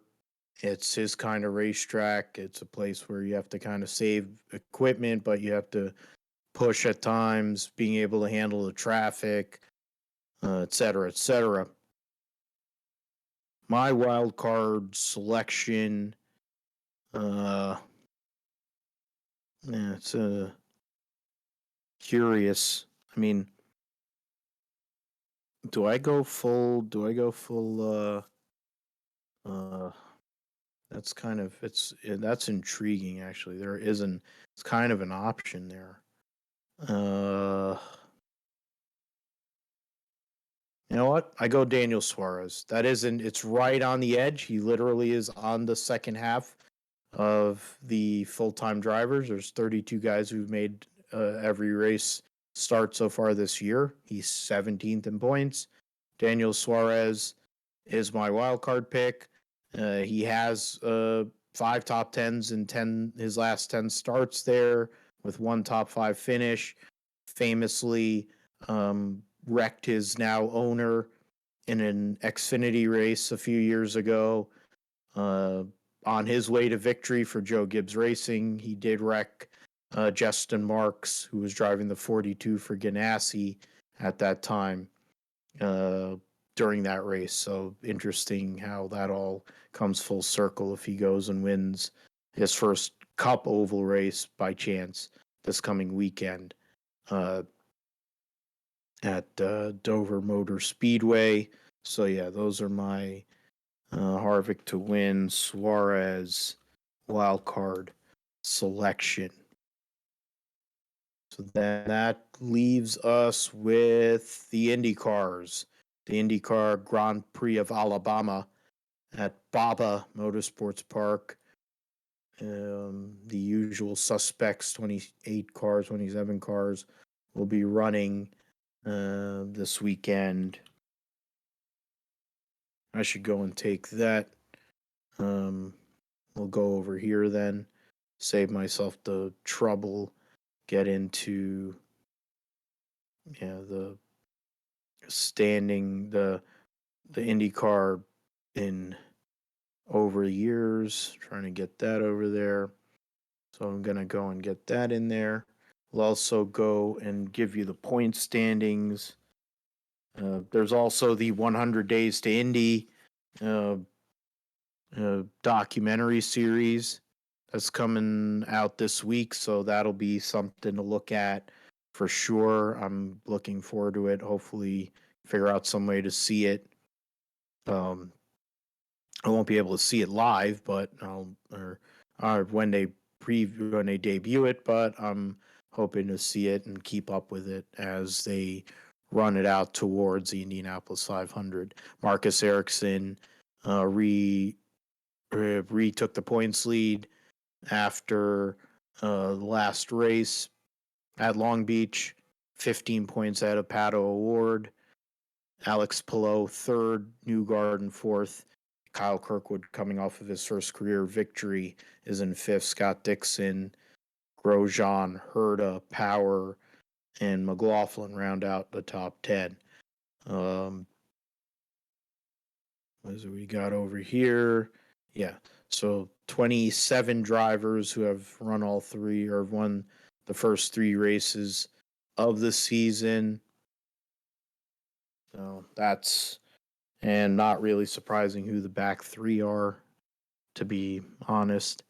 But I'll go and start here for Barber, the Grand Prix of Alabama. I mean, Dixon's record at Barber is insane. And 12 races there, 12 has finished in top 10 every time, 10 top fives. But interestingly enough, he has never won there, just like at St. Petersburg, never won there. It wasn't like he had the most pace at Long Beach and then he got run over by Pato O'Ward. So he's probably going to be a little angry. Might be the way for him to go and get first victory at Barber Motorsports Park, set himself up over this next month to possibly go and get another victory that has been eluding him for a while, which is the Indianapolis 500, a second Indianapolis 500 victory. So I'll pick Scott Dixon as the winner. And in terms of a wild card selection, trying to see here through some of these other guys that are around. Trying to go through there. I have to go through the points. I have to actually go and see, because if it's 27, I have to go after that. Do I go double? Do I do two Kiwis from the same team? That it kind of feels like I could do that. I think because I would have probably went Lundgaard, but there's 27, so he's on the top half. Man, I'm trying to see. There we go. Curious, really, here. Pagano back in the day when he was driving for Penske was really good there. And so was Helio Castroneves. Doubt that that's going to be the case now. Reem Rehal would have been a good one too, but he's out of the realm too. Shoot. You know what? I'm going to go. I'm not going to go with my original pick. I'm going to go with Pato. I didn't announce who I was thinking, so I'm going to go with Rinus VK. Rinus VK is a good choice. He's run well at Barber. Yes, the Ed Carpenter racing team is pretty terrible right now, but stranger things have happened. You can put a good qualifying session together. Right now, they're struggling. They're 22nd and 23rd in points. VK and Connor Daly are tied. They're tied with Simon Pagano, actually. 22nd through 24th. They're a point behind Root Beer Floathead. So that was I probably went against my better judgment on that one, but I'm not here to make great picks. That's what Josh's job is, since he seems to win when he gambles. So if you really want, I've already put the disclaimer out there. Don't make picks based on anything I tell you. Probably if you want to bet on it, listen to Josh's picks more times than not. So with that, you get to close the pick segment here for the IndyCar Grand Prix of Alabama, a race where Joseph Newgarden has been dominant. Essentially, the second closest race to his home was his home race prior to Nashville being included on the calendar. So He loves this racetrack. He's won there 3 times, Power twice, and then after that, you have a bunch of guys who've won there once. What are you thinking this weekend for the race at Barber, Josh? Well, you said it right there. I think Joseph Newgarden comes out, wins this race this weekend. He's obviously had 3 wins here at this racetrack. He's done very, very well in his career here in the IndyCar Series, competing at Barber Motorsports Park. So, yeah, we'll go with Joseph Newgarden. Your pick there with Renus. It's not all far out there because Joseph Newgarden did pick up his first win in the 2015 season, or well, at this racetrack, first career win, winning at Barber. So, and his first career win ever. So, winning there back when it was CFH racing. Yeah. So, not all that far out there with Renus. So, possibly could happen, but they haven't been running that well as of late. So, we'll see if it actually happens. But, wild card. I'm gonna go with Graham Rahal. He's also ran pretty well. I actually have to call because it has to be under 14th because there's Oh, 27 full-time guys. I did okay. qualify that.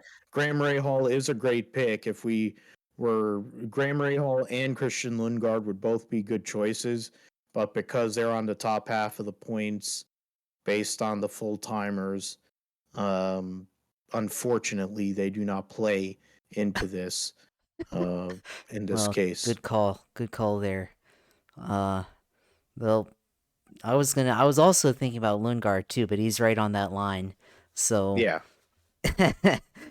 damn. Um, oh, and Rossi's in 15th, which, Well, that yeah, actually he's in play, so yeah, he is in play technically. But you know what? I'm gonna go with, fine. I will go with Felix Rosenquist, the other McLaren guy, right? Who finished 7th at Long Beach, and um, he's been good at some road courses. Of course, won all the way back in 2020 at Road at Road America, America. and had a good run a few years ago at Mid Ohio. So let's see if he can get. I feel like Barber is a very similar racetrack to those two, Mid Ohio. It's probably more similar to Mid Ohio than it is Road America, but it's still out there, and that type of technique. So I'll go with Felix Rosenquist this weekend as a wild card here to compete in the Grand Prix of Alabama. Yeah, I was curious as to where you're going to go once we had to deviate off of those two Rahal guys. You went with Rosenquist. I kind of thought you were going to go Rossi, but one person that my original wild card choice, and I put it in as a bonus pick, is Marcus Armstrong, driving the number 11 car, the fourth Ganassi car, the former Formula 2 driver, has shown good pace so far in his starts, and the Kiwi, probably a guy who's in line, possibly one day, I don't know, 25 years from now, when Scott Dixon finally does retire, maybe to take over that car.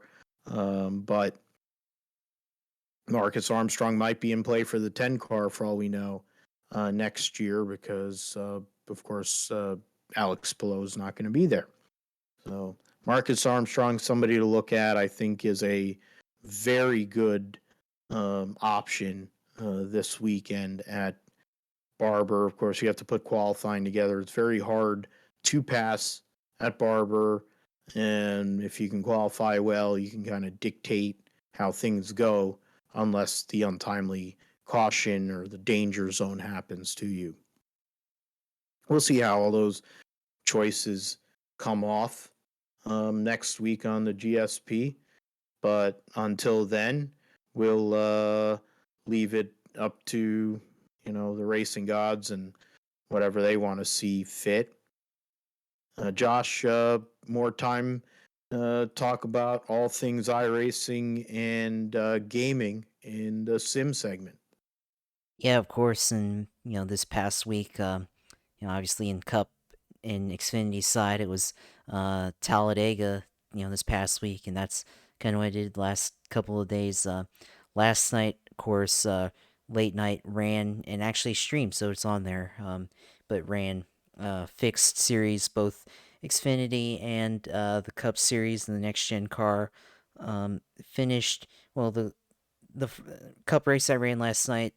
I actually ran into the back of somebody under caution because I was texting and didn't look at the screen. So I ran into the back of somebody under caution and dinged up the front end a little Phone, bit. text, and drive. Yep.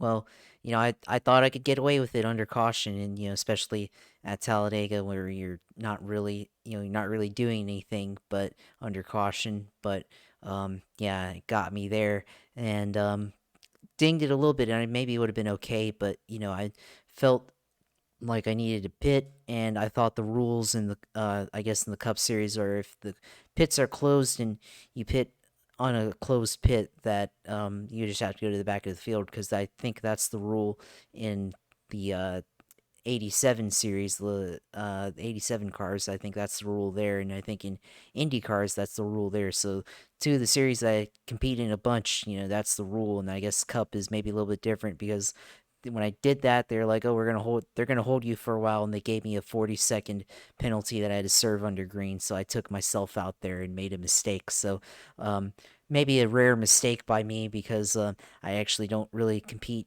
in the iRacing NASCAR Cup Series that often, and really only do it on the bigger tracks like Daytona, Talladega, and the road courses and Auto Club. Uh, and everything. So, yeah, I probably should compete this one a little bit more, but and I don't know, I just have been. I guess it's not next gen car. Only races good on a handful of tracks, in my opinion. So, that's kind of I guess why. But uh, then I did Xfinity race on Sunday night, and that one was actually pretty entertaining because we went like nearly the entire race without having a caution, and then we ended up having two green white checkers at the end, or actually one late caution and then an extended green white checkered there. But yeah, this was really interesting because everybody was racing super aggressively, and you'll see it on the stream. Like we were going, three wide on lap 15. It was 30 lap race. So it's already halfway through, but we're all going three wide, driving over the top of each other. Only halfway into the race essentially, and guys taking no quarter. Going balls to the wall type of racing on the super speedway, taking it three wide up against the wall and trying to make something happen. Somebody behind me, like I pushed a guy to the lead, and then like we were in the middle, and then we got up to the lead in turn three, and then the guy in front of me cut to the bottom when it was open to take the lead, and I followed him, but then I guess I drifted up slightly a little bit, and then the guy behind me got a run, and then I left just enough to leave a little bit of an opening, and this guy took it and then shuffled me to the back completely, and then later on tried to do the same thing again.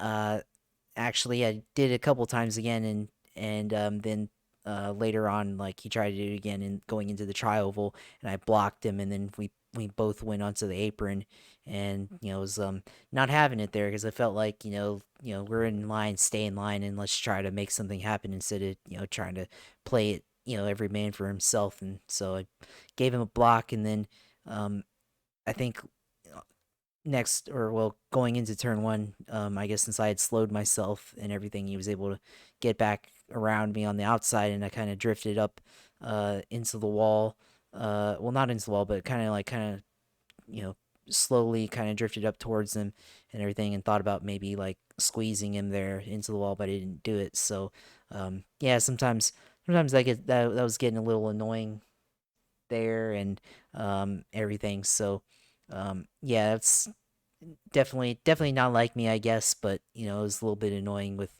how I felt like I was being raced and everything. So I was like, well, I'll give it right back to you there and everything. So that was pretty interesting. And then later on, we had the big one and couldn't avoid it. So I ended up finishing in 15th in that one. So it is what it is. We'll, come back next time to Talladega and hopefully have a little bit better result on that one. Actually, I did compete the other night as well because I did a couple of races on Saturday night, did one on Wednesday night at Talladega, Thursday night or Saturday night one at Talladega, or Friday night I competed in the Cup Series and managed to finish in 5th and just took what I could get there and survived. So yeah, it was pretty interesting at Talladega, of course, and it's always about the same as what we see on TV. So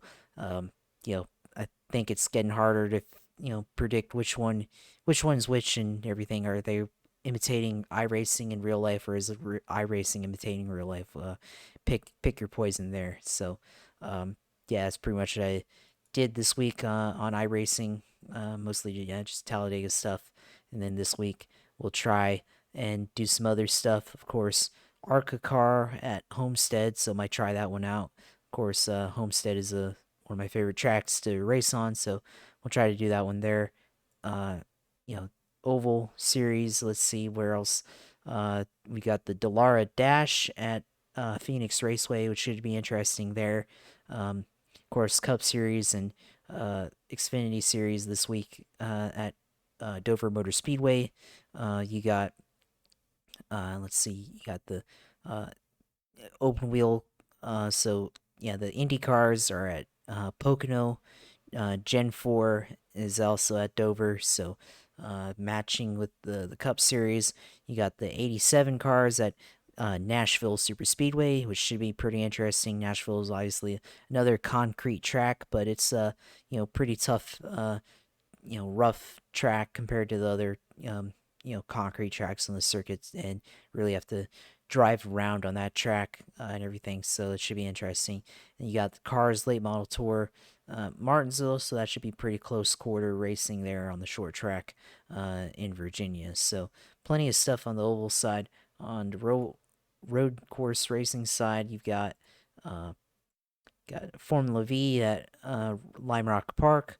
You got Ferrari 488 GT3 at Oulton Park. You got the Formula Fords at the Knock Hill Racing Circuit. You got Porsche 911s at the 24 Hours of Le Mans circuit. Circuit do 24 hours do Le Mans. You got the Radical SR10 at the Daytona Speedway Road Course. Indy Pro 2000s at Watkins Glen. And you got the Toyota GR86 circuit Spa Dave. I don't know how to, Francorchamps. So Spa Francorchamps. There you go. At Toyota GR86, that's the car there. Got GT4 at Indianapolis Motor Speedway Road Course. Got Lime Rock Park in the rookie Formula Ford cars. Got USF 2000s at Watkins Glen. So pretty much just naming down everything on the list here. And you got Global MX5s also at the 24-hour Le Mans circuit. So plenty of variety go around here on iRacing this week throughout all the series. So there's plenty of opportunity to try out something, whether you're on the road or on the sim side of things. So should be interesting, and plenty of opportunities this week to be able to do that, and definitely will try to do some of it. Maybe try to do a little bit more road racing this week, probably, since I haven't really road raced in a bit, and haven't been able to do that. So we'll try to focus a little bit more on that, and maybe get back into the IndyCar at Pocono or something like that and everything. So yeah, that's pretty much it on iRacing this week. Of course, you want to see my stream, see kind of what I was talking about with Talladega, you can go on my stream site at Twitch TV slash UCLR2 and go on there and look at my clips and everything and see all my highlights and recap streams on there, and go in there and follow, and go in there for more content on there. Of course, Twitter at JP Huffine, which of course will be talking about the NFL draft this week, and talk about all the stuff that's going to happen there. Probably talk about Dover, probably talk about Baku, and Birmingham, Barber Motorsports Park. So, going to be a lot of opportunity to discuss motorsports and all other things sports and everything. Later in the week, of course, and then of course our YouTube channel, which will have this up and see all our picks there. See everything that we've done so far this year, this season, everything last year. Go on YouTube and subscribe to our page there, Grip Strip Podcast. Go subscribe and like, comment on our page and our videos, and give us feedback, and help us continue to grow the page, grow the channel. So go on there, subscribe to our YouTube and everything. So yeah, that's it for me this week. Of course, always glad to be on here, give the picks, and give my analysis and everything, of course. So always glad to be able to discuss and break it down every week with you here, Phil. So yeah, thanks for everything, and I'll let you finish out the close for the show. Absolutely. We're going to go, and we have plenty to talk about next week. As you mentioned, we've got NASCAR, IndyCar, Formula One as the foundation, and then we'll get into plenty of other series as we go along this coming week. Wonder if anyone else, we have a good thing going here, 166 episodes, so I think it's working. You can find us, you can find the Grip Strip Podcast basically anywhere where you listen to podcasts. Josh, of course, mentioned the YouTube page. You can find us at Grip Strip Pod on Twitter. Find the show on Podbean and also philipgmatthew.com, amongst other places. You can go and support the show and like, subscribe, etc., and give us feedback. See who wants to, if you have ideas or have people that you'd want to hear on the show in upcoming episodes, please let us know. With that, we will be back next week. It'll be the 1st of May, so the year's going by. Now that racing season's well underway, we're moving. It's the 1st of May. We're going to be talking about all those series, as I mentioned, IndyCar, NASCAR, Formula One, review the NFL draft for our teams, and also in general, some of the surprises, some of the major picks, and what those mean in the grand scheme of the NFL in 2023. Roundup will include, 8 different series, or 9 different series. That's even more actually when you consider NHRA. So double-digit amount of racing series in the roundup. We will preview Formula One in the Miami parking lot for the second time, the Hard Rock Stadium parking lot with the fake marina and the whole thing. Cup and Trucks will be at Kansas, and more. So for that, we thank you for listening to Grip Strip Podcast. We hope you continue to listen. Look for us on our socials, and when we contribute to other things like the Grid Talk or Formula Talk, like I did earlier today with Sophia. So for Josh, I'm Phil. Take care, and we'll talk to you next week after I get to bowl with a bunch of PBA pros, so that'll be pretty cool. Take care, God bless, and goodbye.